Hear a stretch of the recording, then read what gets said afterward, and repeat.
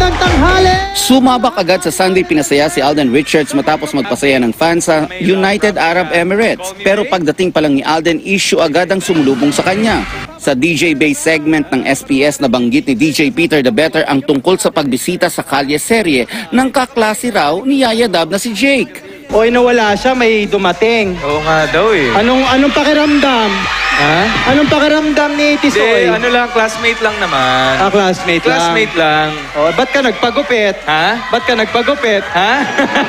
Ba't ka nagpapayat? Alam mo na. Ayun.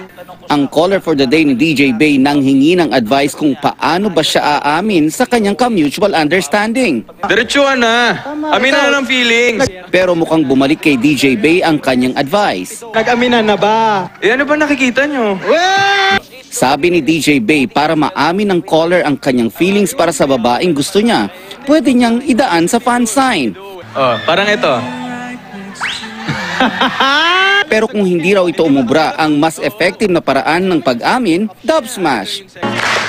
Nais ko ay magpakilala sa iyo. Balik kalye serye na si Alden, pero mukhang nagtatampong Yaya Dab ang madadatnan niya. Noong Biyernes kasi hindi natupad ang promise niya kay Yaya na mag-video call. Sabi na mag-video call kami, pero wala naman, nangako pa siya. Kaabang-abang din ang magiging reaksyon ng Pambansang Bay sa pagbisita ni Jake Ejercito kay Yaya. Sa kanilang mga post, todo pasasalamat pa ang dalawa sa isa't isa.